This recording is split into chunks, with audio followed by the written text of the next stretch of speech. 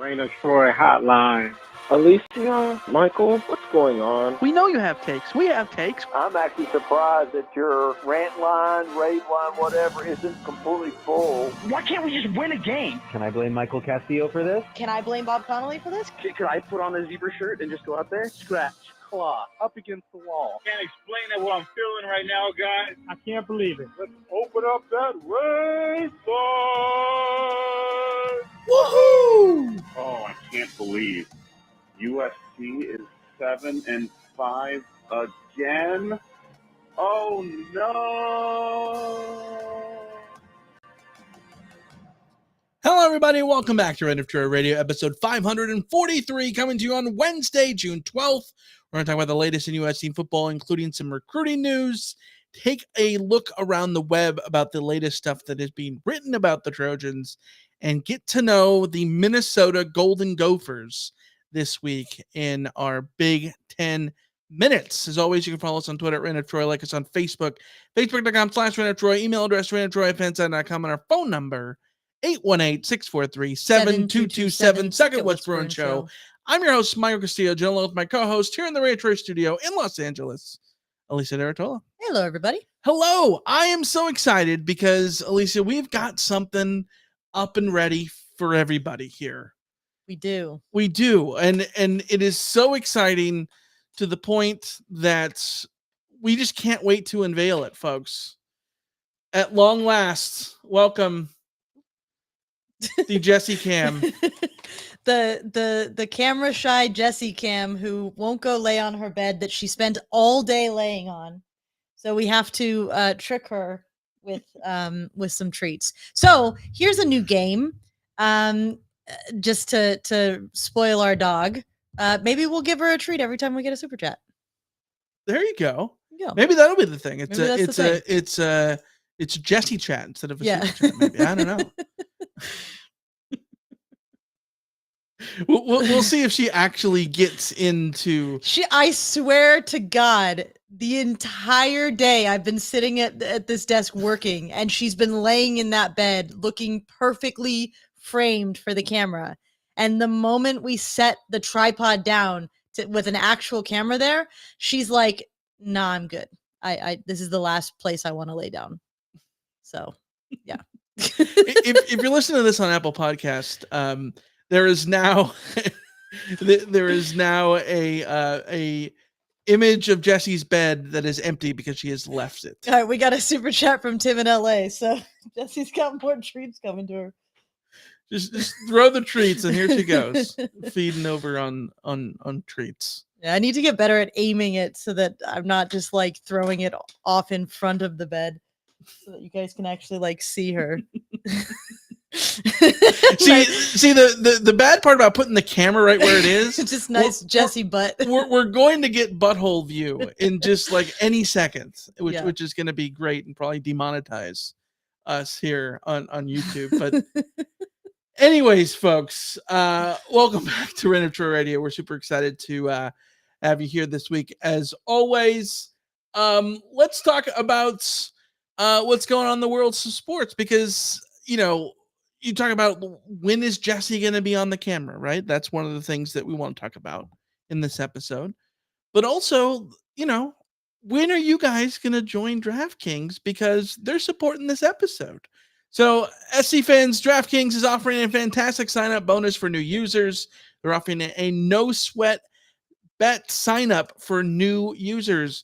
New customers who sign up with the code RAINOFTROY and deposit at least $5 will receive a no-sweat bet up to $1,500 bonus on their first wager. This means if you place a bet of $50 and you lose, you'll receive a $50 credit and bonus bet straight to your account up to $1,500. You'll also receive one single game parlay reward every day. So using our code RAINOFTROY during the Stanley Cup Finals and the NBA Finals not only gets you these bonuses, but it helps directly support this very podcast. If you've been considering signing up for DraftKings, make sure to use the code RAINOFTROY, all one word, to maximize your first bet. Of course, this offer is only available to new customers who are 21 plus and physically present in legal gambling states. Please remember to always gamble responsibly and check the episode description for the full terms of the offer to see if you qualify. All right, Alicia, we got a bunch to get to here in this episode. So let's start with the news, shall we?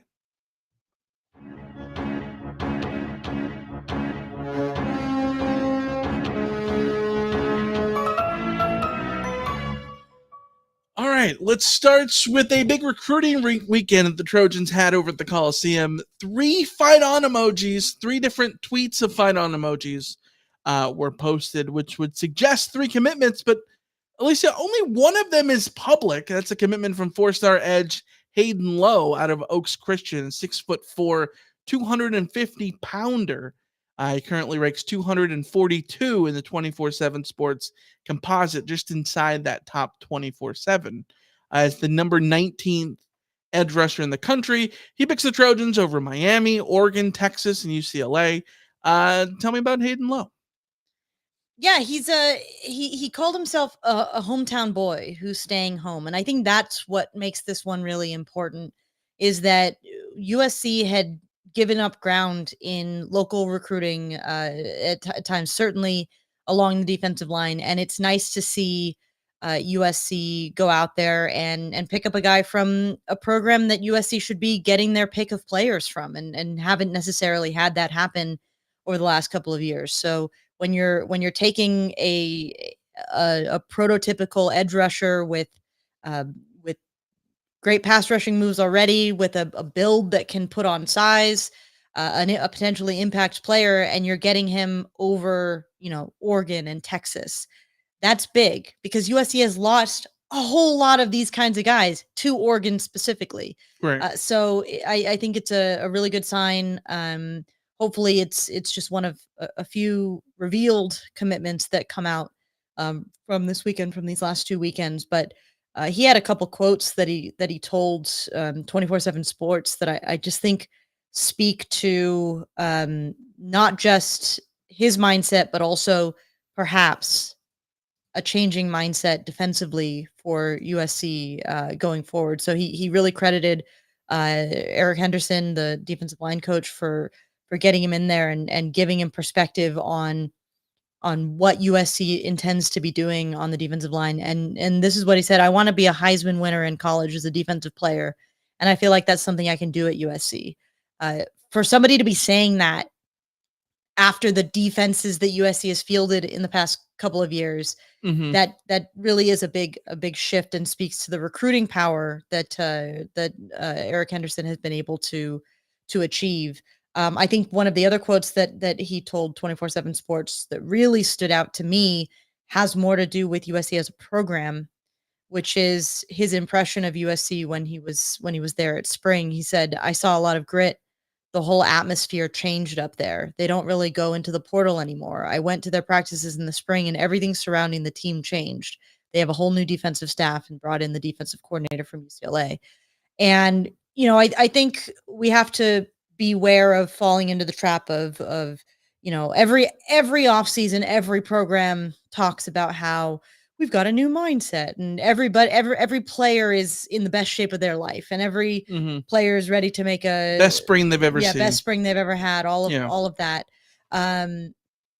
So we have to be careful not to overreact to these kinds of things, but it is the kind, like, if you weren't hearing these kinds of things, the absence of these kinds of things might be a problem. It's the Hounds of Baskerville sort of situation. Like, yeah, we can't necessarily take these kinds of comments as gospel, but the fact that they're there at least says that it's not completely lacking in that department, which is better than it was, I think. So I'm taking this as a huge positive. I think there are positives from the recruiting element. Obviously, just he's a good player with really good prospects, but also the things he said about the program, about the coaching staff, about the recruiting is what you want to be hearing in June. And I don't know that we've necessarily been able to talk like this in the last few years. Yeah, of course, like with all recruiting staffs and recruiting classes, it's going to, when it comes to the summer, it all comes with the caveat of, let's see how the class lands, right? Like, we all lived through the year of 2012, the 2013 recruiting class where SC was getting a 5-star commitment every day. Mm-hmm. And that class didn't land. This one, it's gonna, have a lot to do with what SC can do in the fall, but it's a good sign that SC is able to start building that culture, especially coming off of a season in which SC fell flat on their face and got punched in the face, right? Like they've got to find a way to rebound, especially in the recruiting game. And you got to start somewhere, and getting someone like Hayden Lowe is definitely some place to start. Other recruiting news, 3-star running back commit Riley Wormley out of South Lake Carroll. By the way, South Lake Carroll, who's your favorite Dragon of all time?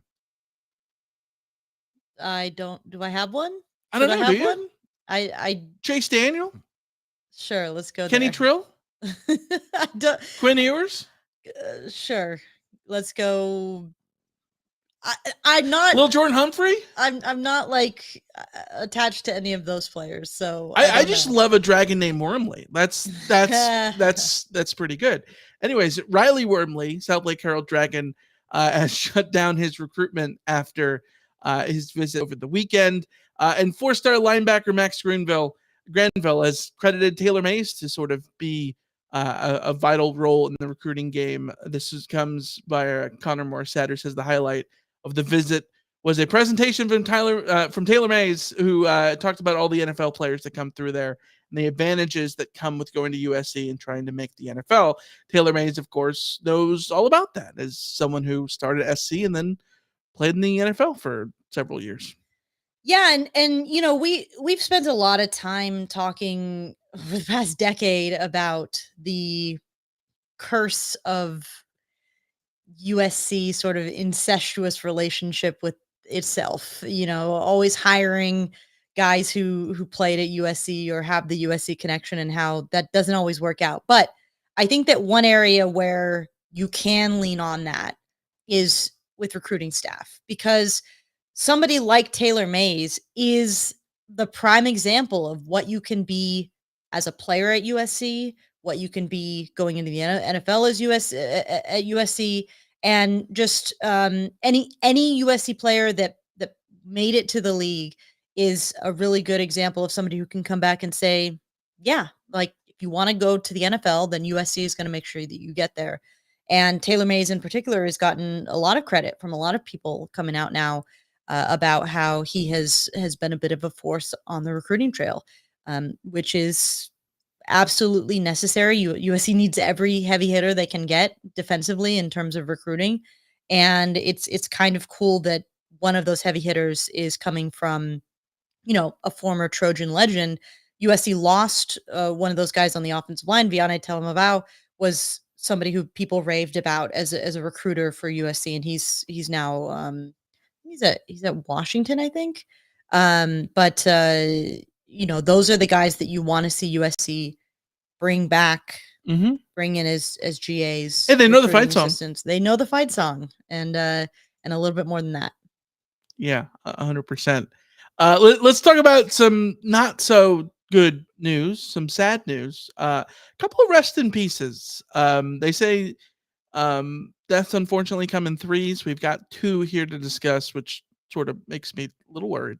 Who could be number 3? Well, I think we've already had the third. Who's the third? Well, Bill Walton. It's been a few weeks. It's been a couple weeks. Yeah, but been a week. Jerry West passed away today, of course. The architect of the Lakers dynasties, the logo, NBA champion himself, out of West Virginia. Sad moment for the sport of basketball, but sports in general. But this week was we lost Quebec, Jake Olson's guide dog. Yeah, the bestest boy. Yeah, I think with Jerry West, it's just like a legend of the game. And I think the shock there is the same with Bill Walton. I didn't know that they were even in the range of being of passing on. Yeah. So it was sort of shocking, and you think about their legacy, and you think about what they've done for sports that we all love, and you absolutely sort of think about that. With Quebec, it's like, he's been part of our lives for a long time, because Jake Olson has been part of our lives for a long time. And, You Right. and I are dog lovers. I mean, we have the Jessie Cam, we have Jessie around, and I just I think it's hard because people hear like a dog died, and like, you shouldn't care as much about a dog dying as a human. But like, dogs are they're our friends, they're our buddies, they're unconditionally loving of us. Get Jessie in the Jessie Cam. And it's something that I remember when my childhood dog passed away, and it was devastating for me. I'd spent 17 years with that dog. Yeah. More than half of my life at that time with that dog, and it was absolutely heartbreaking, and I think that's what Jake Olson is going through. So he's definitely in our thoughts. It's okay to mourn your dogs, like, they mean a lot to us, and that's okay. Yeah, I think that the relationship that we, as able-bodied people, as weird as that is to say, our relationship with our dog is very strong, right? But you can only imagine how much stronger it is when you're someone like Jake, who relies on your dog for sort of everything, right? Like, so yeah, it's a bummer there. Our thoughts are with Jake and his family and Quebec. No word on what Jake's next dog's going to be, unless if it's Alberta, maybe. Edmonton. Edmonton's a city. That's not a province. Oh, okay. Maybe Nova Scotia. Nova Scotia is a good. New Brunswick. Yeah. Anyways, let's get to everyone's not so favorite topic, because we're going to talk about the Big 10 minute in a few minutes. But let's go around the horn and talk about the latest USC football news in terms of what's being said around the country. ESPN has a article out talking about NFL draft sleepers, and Woody Marks was named on that list. Quote, "When you do your workout warrior list, Marks should be on it," an AFC scouting director said. He might be the fastest running back in college football. This is music to my ears. Absolutely music to my ears. I think that USC coming in at running back, the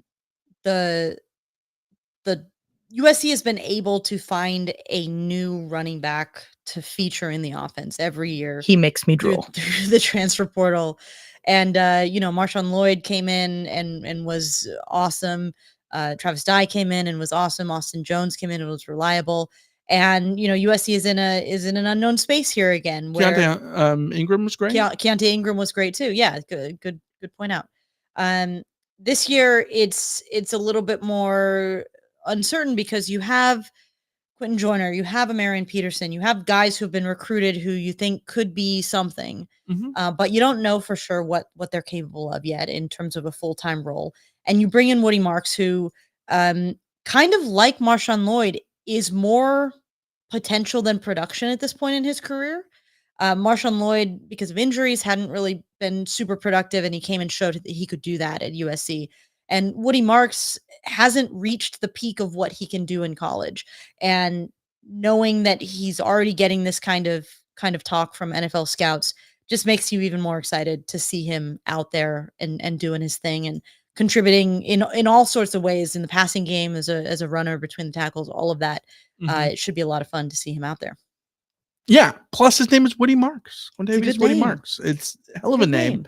We'll see what happens for him. He should be someone who can bat on the offensive side of the things. But talking about breakout candidates, PFF, Pro Football Focus, put out their list of breakout candidates, and Miller Moss was named. Quote, "Moss has been quietly waiting in the wings for his opportunity at USC, and now that the opportunity will come.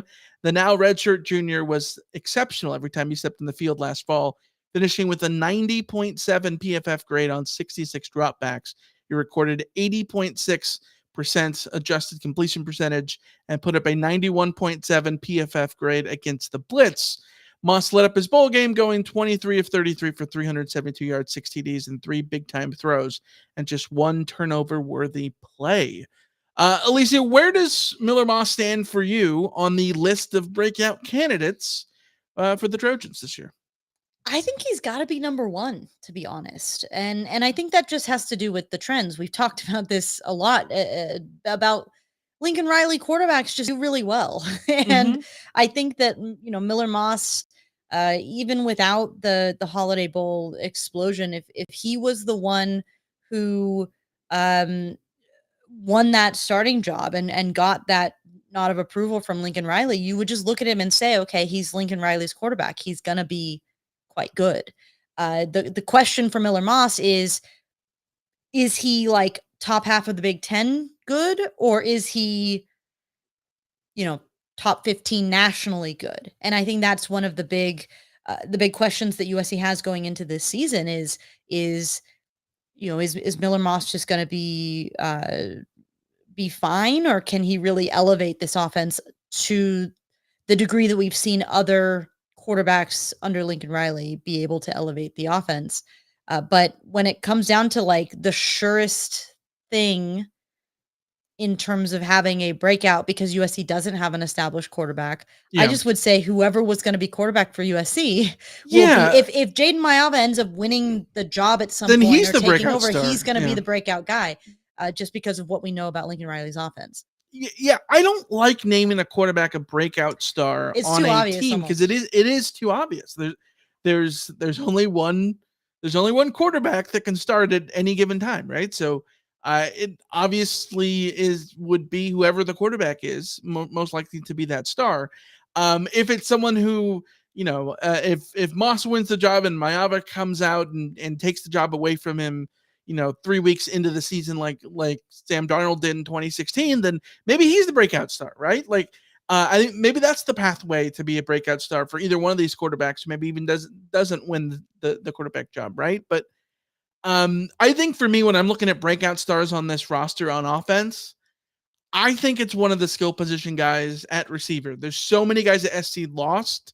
When you talk about Taj Washington, Brendan Rice, Dorian Singer, Mario Williams, all those guys are gone, which means there's a lot of catches to go around that need to be replaced. And who's catching those balls? I think one of Jacoby Lane, Mekhi Lemon, and Kyron Hudson are going to be guys who take a huge step forward. We know that Zachariah Branch is probably going to be the number one receiver for SC. If not in terms of production, at least in terms of eyeballs, right? But I think someone else has got to be there to catch a lot of balls. Lane, Lemon, and Hudson all look good in Holiday Bowl. Hudson looked good all throughout last year when he got opportunities. I think he might be the most guy who can fill in the Taj Washington role the easiest, because he's just so steady and sort of that possession guy and can just kind of fit in that role nice and smoothly. But either way, I think one of those three guys will be the breakout guy to hopefully become a household name for USC on offense, because someone's going to have the production, right? Yeah, I think you're spot on there, and for me, I agree with HR picking stuff in the chat. It's Jacoby Lane for me. If I had to pick one, I think that kid just has star written all over him. Every time I see him out there, I just feel like this guy is just going to be something really special for USC when he's able to take on a sort of a full-time featured role. And I think this is the year for him. Zachariah Branch, it's hard to call him a breakout, like you said, because he sort of already has, recognition. But Jacoby Lane could be an absolutely like national level receiving star for USC going forward. And one of the things that I like about this receiving core is, like, I say that and I'm quite confident about it. But at the same time, like, I could see it wouldn't be a huge shock for any of these guys to come out and be big name guys. Like, we haven't even mentioned Deuce Robinson. You mentioned Kyron Hudson and Mekhi Lemon, Jaden Richardson, the transfer, the other transfer from San Jose State, whose name I'm forgetting at the moment, but all of these guys, Xavier Jordan, freshman, incoming Charles Ross, freshman. Charles Ross, the transfer from San Jose State, and then Xavier Jordan, the freshman who everyone said looked really legitimately good. That whole receiving core, I don't know exactly how it's going to shake out. I think Jacoby Lane will be at the front of the line there personally, but any of those guys could be at the front of the line there, and that's kind of exciting. That's something that's. Have we talked about the numbers? I feel like did we?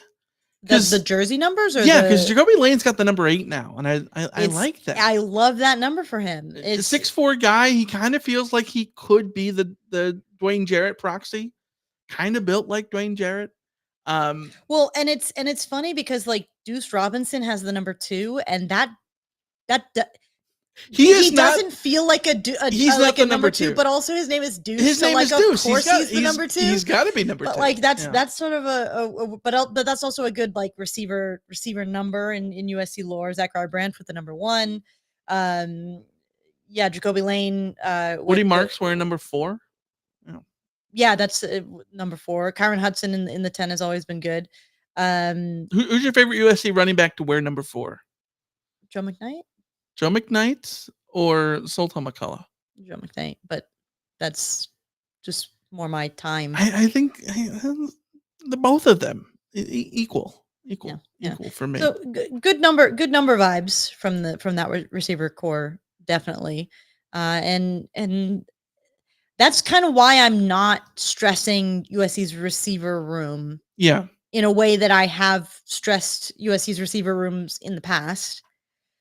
So like it's not like I'm not capable of stressing the receiver room. I have had years where I was stressing the receiver room and everyone else was like, "Oh, it's gonna be so good," and I was like, "Well, there's no depth there, guys, and injuries happen, and what do you do?"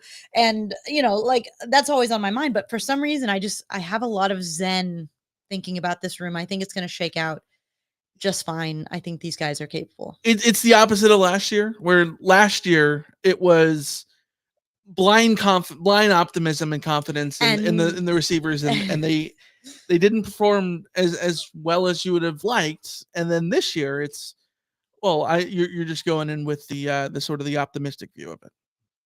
And the optimistic view when there isn't necessarily a reason to be overly up. Yeah. Like, not saying that there isn't a reason, but like no, but like there's less reason than last year because the guys last year actually had production.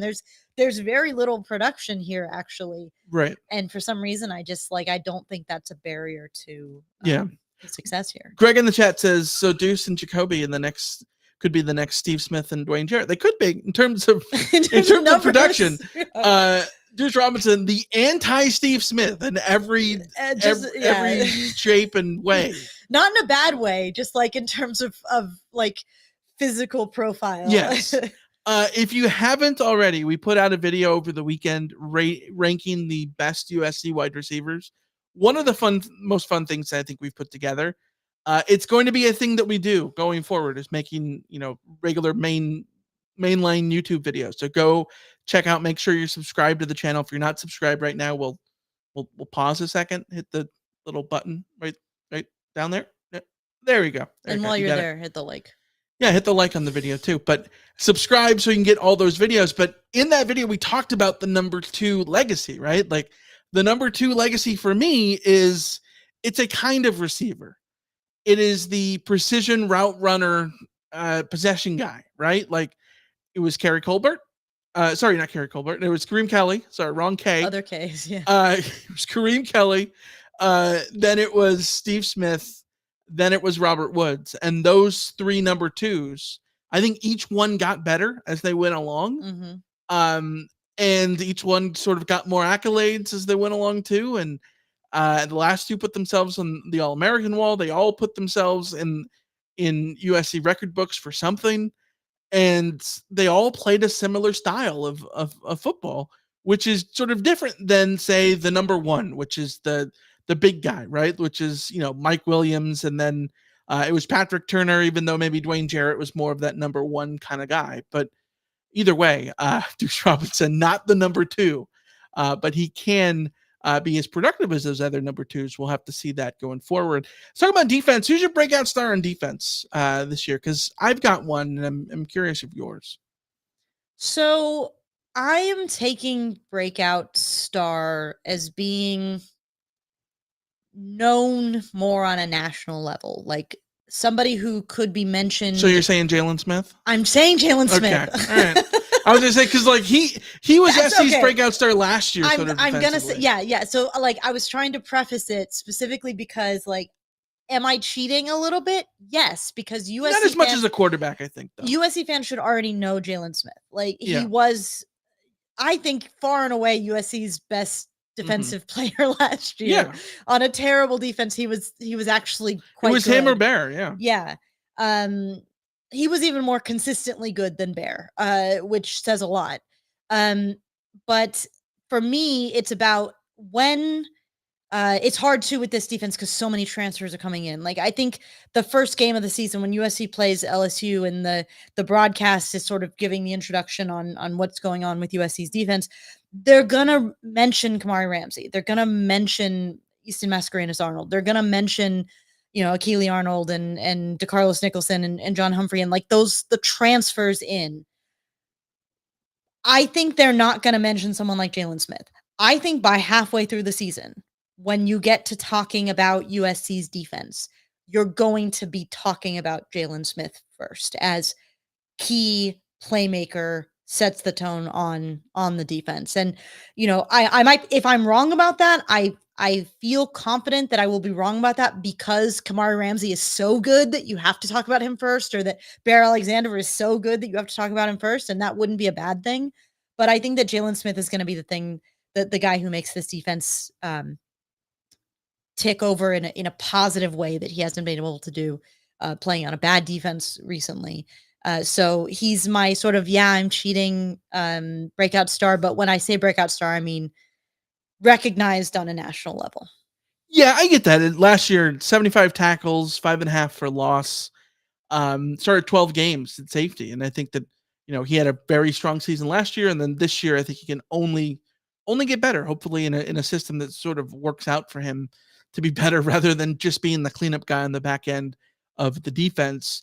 Mine on defense is going to be Jamil Muhammad, and shout outs. The chat agrees with you on that one. To the guys in the chat for throwing that in there too. Because we've talked about it before, and maybe it's lazy when talking about Danton Lynn's defense. You got to have someone who's productive in the backfield like Leatu Latu or the Murphy twins, right? That's what UCLA had up front last year. Those are the guys who had a ton of TFLs. Well, who's going to get those TFLs on this team? I think the most likely guy is Jamil Muhammad. Jamil Muhammad had a great start to last season. He had didn't he have a game? Wasn't San Jose State? He had like 2 or 3 tackles for loss, and he was really starting to show that he could be someone who could be an impact player for the Trojans after transferring over from Georgia State. And then he went silent. But it wasn't just him. A lot of guys on that defense, it was SC's entire defense. Yeah. The last 2 months of the year, SC led the country in sacks for the first month, and then after that was AWOL in terms of getting pressure on quarterbacks. Not to interrupt you too long, but over the 3-game stretch, Arizona State, Colorado, and Arizona, he had 8 tackles for loss. Yeah, that's really good. And then after that, did he have like 1? Well, let's see. 1, 2. So from Nevada, Stanford, Arizona State, Colorado, Arizona, he had 10 of his 10.5 tackles for loss in that month of games. Yeah.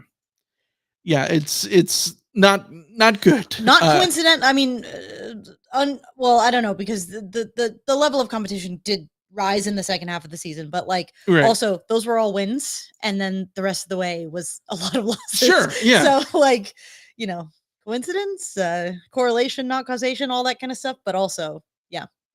Yeah, at 10.5 tackles for loss, all in wins.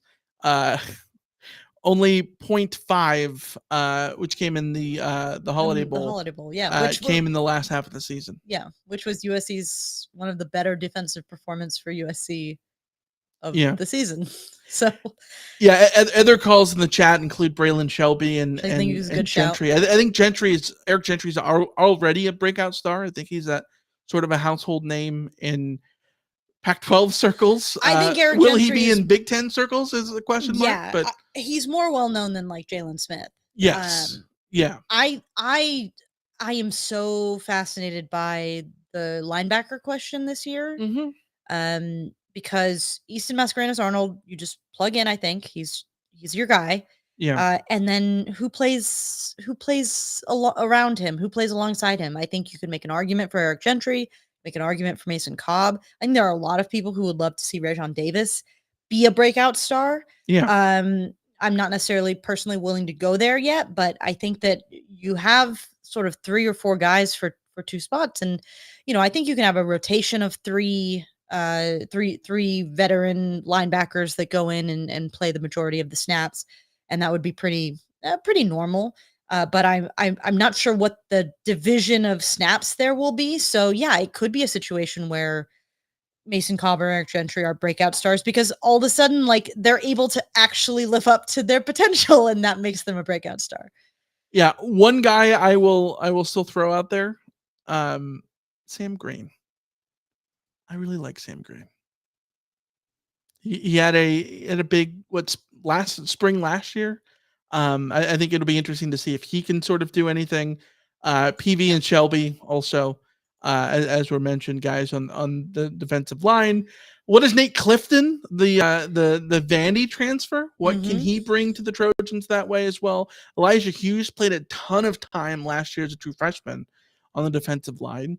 Does that give him sort of a head start? Elijah Hughes is actually glad you brought him up because I think he has breakout star potential. And if Elijah Hughes is a breakout star, then I think it would be safe to say that USC is having a very good season because the defensive line has so many question marks.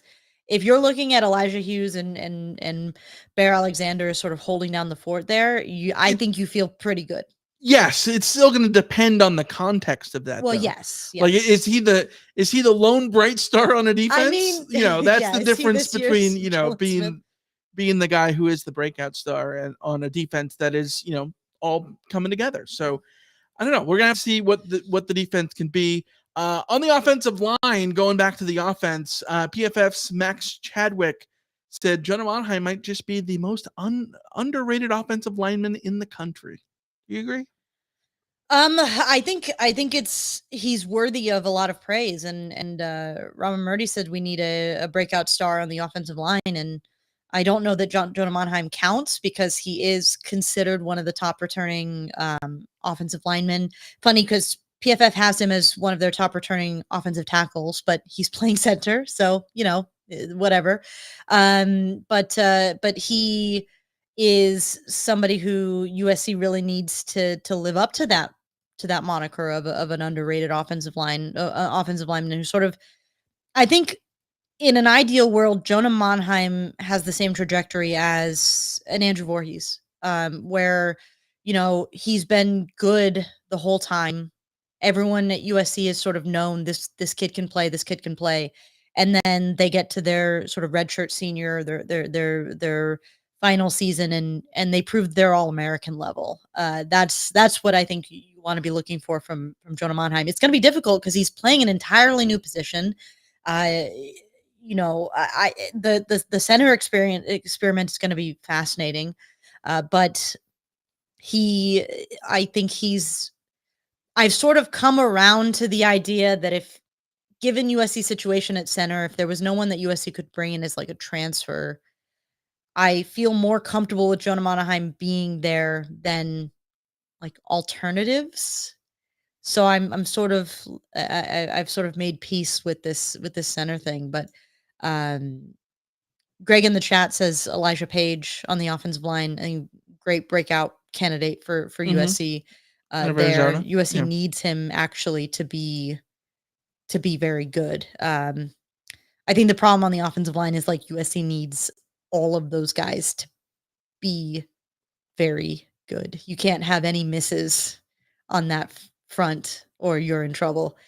So yeah, it's gonna be really interesting. But Jonah Monheim anchoring it all sort of gives me peace, at least. Yeah, well 100%. Let's go to everyone's favorites segments of the week, folks. It is time for a big 10 minutes. Let's learn about the University of Minnesota. The University of Minnesota Twin Cities, officially the official name, which I had no idea. It was the University of Minnesota Twin Cities. Founded in 1851, it is the university itself, as old as the state of California. But here's the craziest part. The university was actually founded before Minnesota was even a state. 7 years. 7 years before. That's awesome. Isn't that nuts?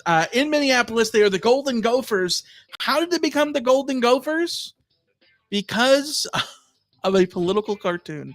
There was a political cartoon in 1857 that sort of mocked the railroad proposal in Minnesota. It had the heads of politicians on gophers. And the name the Gopher State stuck for Minnesota.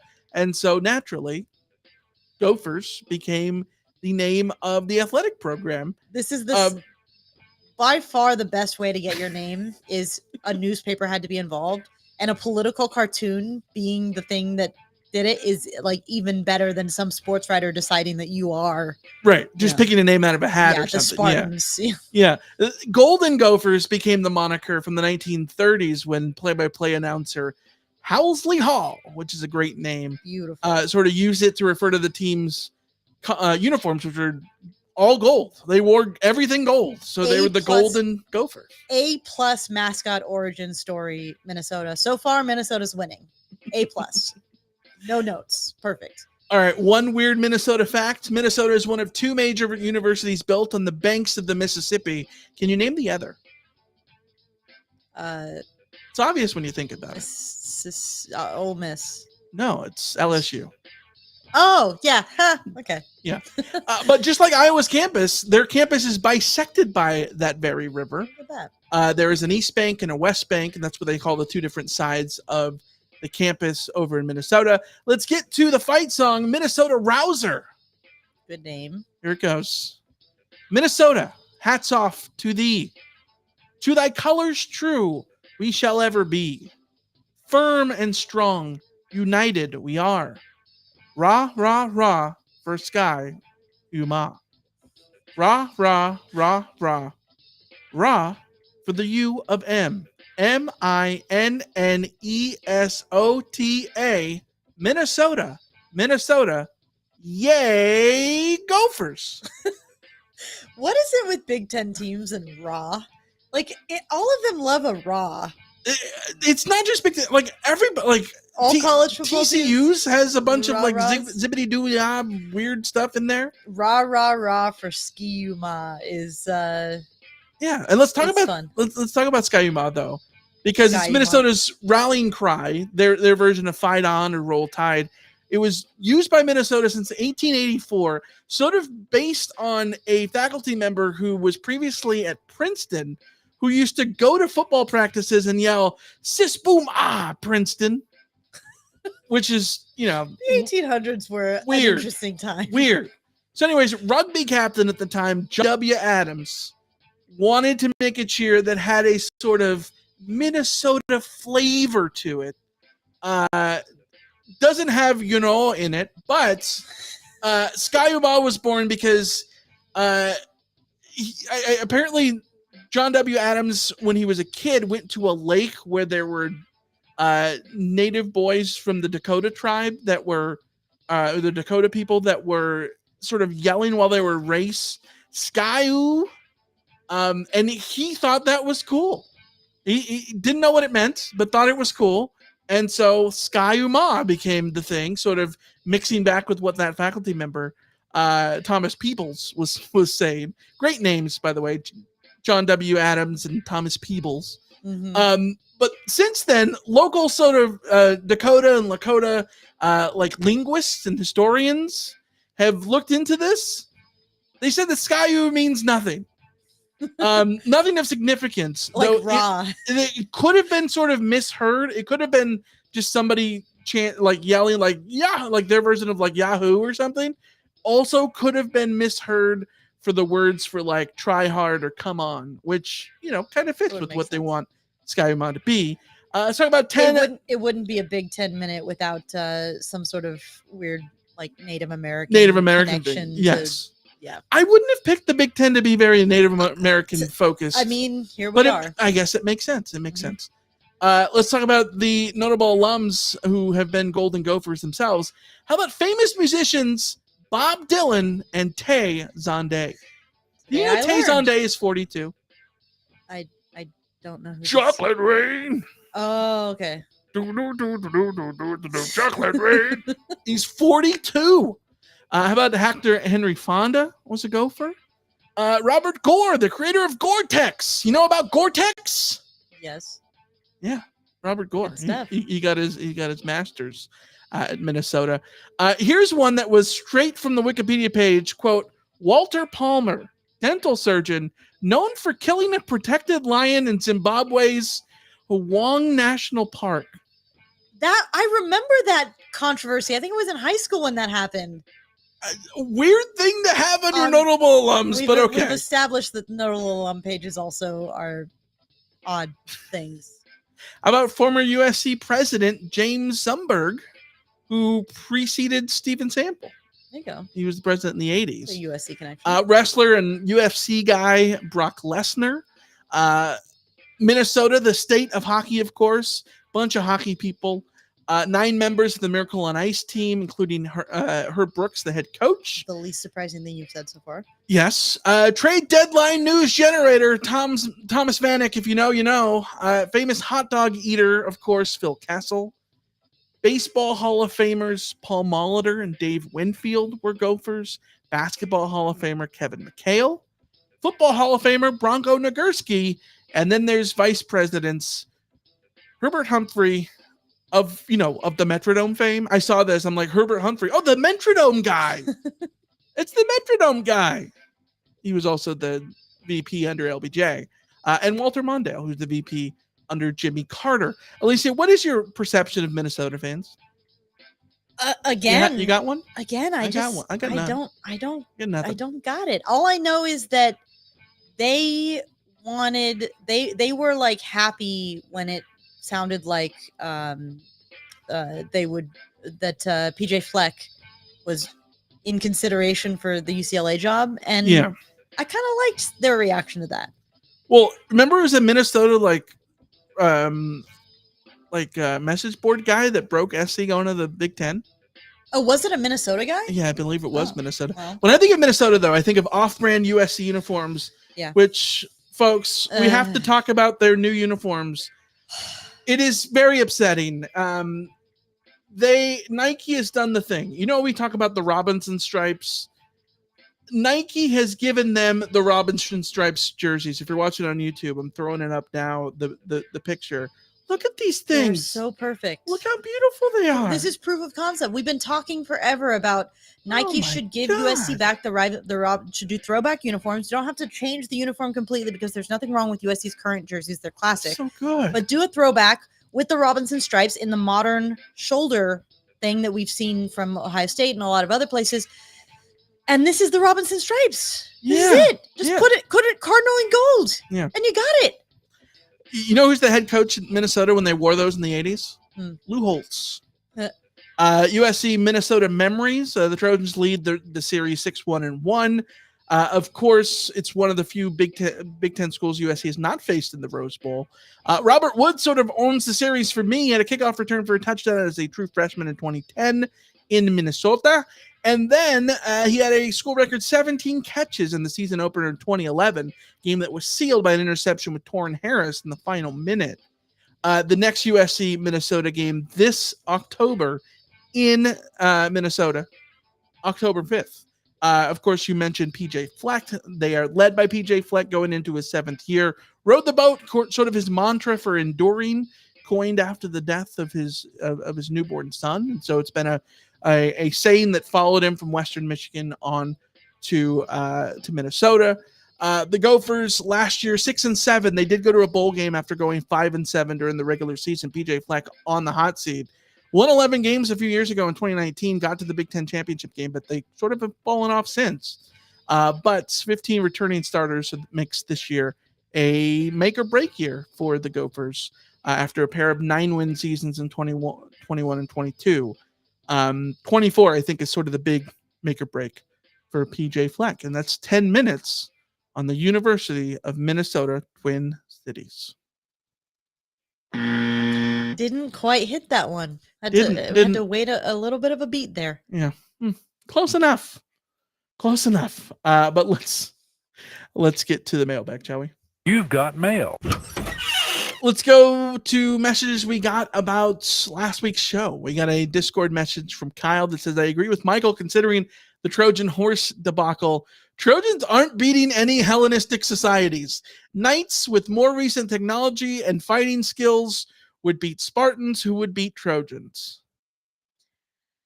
I still maintain that the Spartans, as a sort of militaristic society, would beat Knights and would beat Trojans. Personally, we have gotten a text message from our buddy Jake from the What's Brewing Show, Psycho What's Brewing Show. Mm-hmm. He has thoughts about this, so we're going to have him on for a future episode, and we are most certainly going to address this. He is obsessed with that.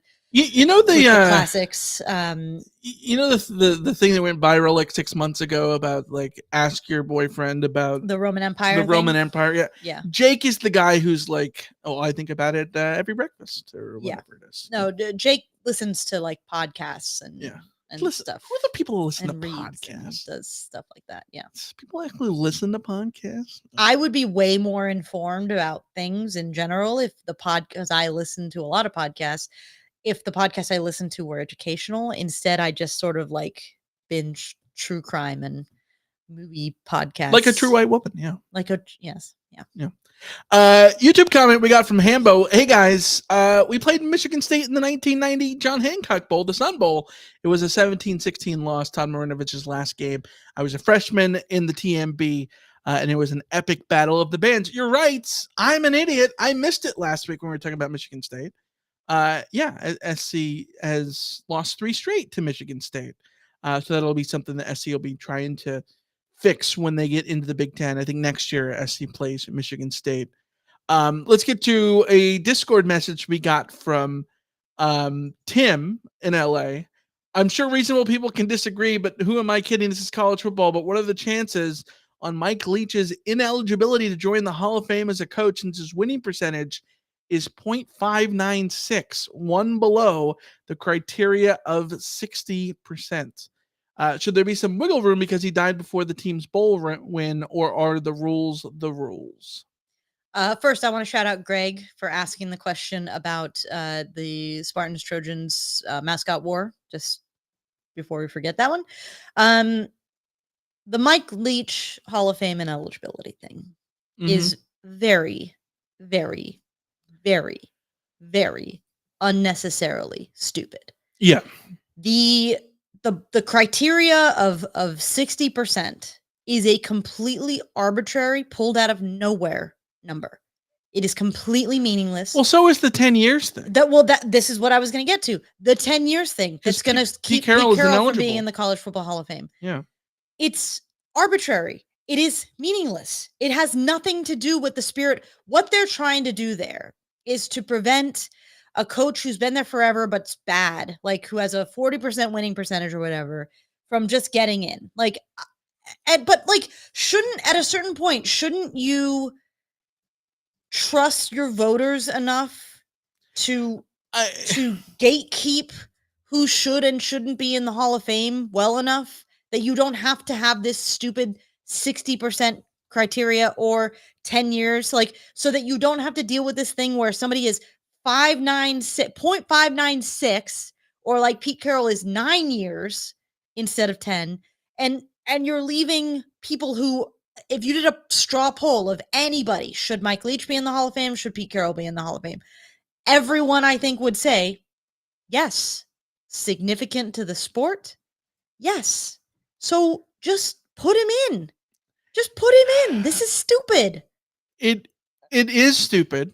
And the weird thing is, first of all, a coach with a winning percentage under 60% is never getting in today's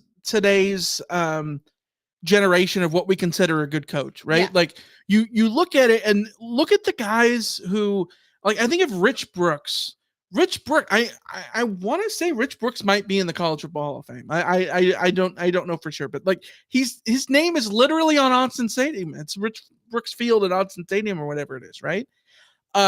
He's not in the College Football Hall of Fame. I just looked it up because he's got a losing record, but his name is on the field. And you look at his record, he never had more than 6 wins until like his 13th season. Like, the coaches back in the day used to be allowed to coach forever because there wasn't this sort of, bloodthirst that fans had about getting rid of a coach really quickly. So coaches were allowed to last forever. And so guys like Rich Brooks, who, I'm not saying he was a bad coach, but like he didn't have the production. He wouldn't last 3 years in today's game, unfortunately. Got to last forever, right? So the guys you're trying to eliminate are guys from yesteryear. Those guys don't exist anymore. So there's no need to have this thing. Secondly, Mike Leach belongs in the College Football Hall of Fame because of his influence on the game of college football. It has nothing to do with his wins and losses.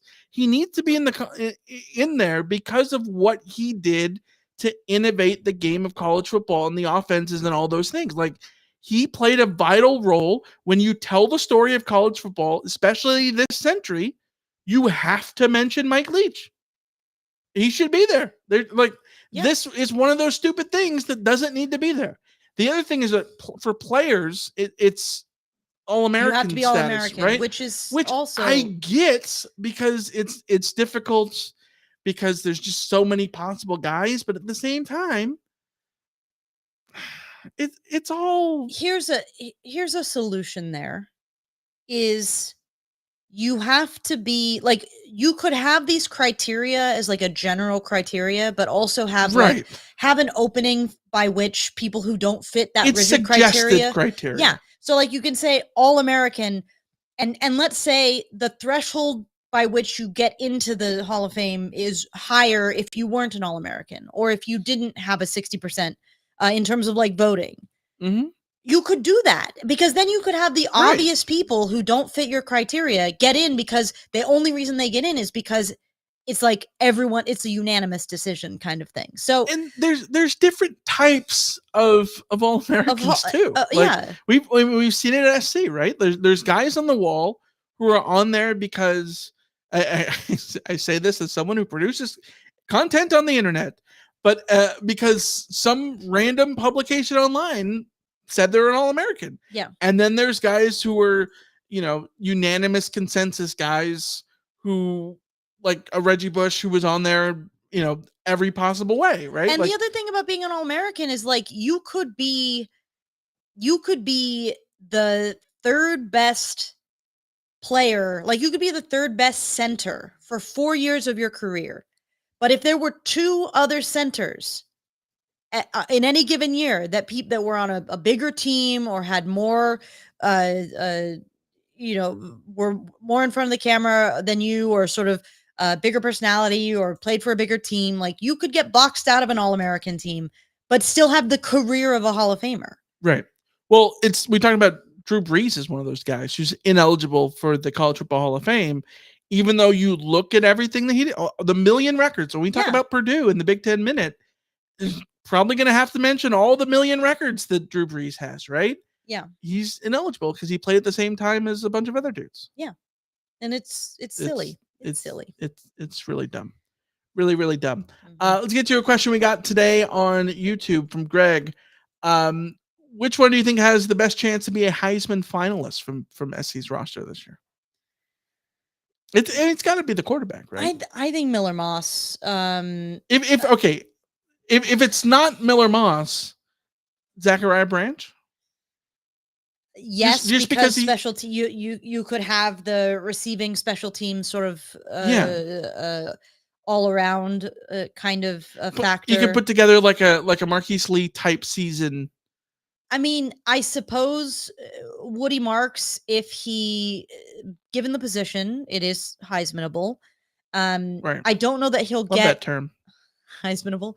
I don't know that he'll get the touches that would give him this opportunity, but theoretically, if he has just a bunch of highlight plays and USC is winning games against Michigan and LSU and Notre Dame, and he's Because I choose not to run. tearing off 80-yard runs or doing like Reggie Bush like things in terms of just having a highlight reel kind of stuff. He has to be a possibility, I think. But when it comes down to it, the way you win the Heisman these days is by being a quarterback, and being a Lincoln Riley quarterback already puts you ahead of the curve. So Yeah, 100%. Greg also says, what are your thoughts of Reggie Bush's comment that he thinks USC will absolutely have their 2004 title reinstated? I have a hot take on this. What is that? That I do not care. I was, because the title was never stripped to me. Yeah, the AP never stripped the title.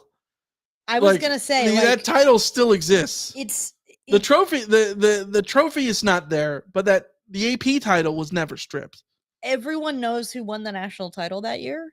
I don't know that, unlike Reggie's Heisman, which he was fighting hard for, and there was sort of a movement behind it. I don't know where the movement to get USC official recognition for that title comes from. So I think that's the biggest reason why I don't see it happening, and I don't need it to happen. Yeah, I mean, I would love to see it happen. I would absolutely love it. I just do not think this is going to be a priority for the NCAA or USC. Yeah. Unless it comes from... I mean, getting the crystal ball back would be cool. I mean, unless it comes specifically from in response to the lawsuit that Reggie Bush is fighting. Like, if it's a direct response to that, I could see it happening. But I don't necessarily have like the connection between those two things either. So no, I don't expect it. Yeah. All right. Well, that's going to wrap it up for us this week. We're going to be back next week to talk more USC football, of course. Join us next week. Who's the? I got to pull up the little list here. Who's next week? Is it next week Purdue? No, next week is Nebraska. Oh, Purdue's still a ways off. See, this is the crazy thing about the Big Ten. They're in alphabetical order, but they're so close. They're all next to each other. So it's I's and M's and N's and O's and P's and R's. Nebraska, Northwestern, Ohio State, Penn State, and then Purdue is like one of the last teams we do. Yeah, Purdue is the third to last. Yeah. We are now halfway through, by the way. Nice. Which is very exciting. So Nebraska next week, followed by Northwestern, Ohio State, Penn State, Purdue, Rutgers, and then Wisconsin. And of course, we're not going to do UCLA, Oregon, and Washington because you already know about them. You know about Sons of Westwood, how they stole the fight song from UCLA and blah blah blah blah blah from Cal. Yeah, that's what I meant. Same difference. Same difference. All right, we'll be back next time. Be sure to follow us over on TikTok. We're on TikTok. Follow us on the TikTok. Before it gets banned, follow us on that TikTok. Follow us on YouTube. We're putting out YouTube shorts as well. I put out a video about the Minnesota jerseys and how I wish SC had those jerseys.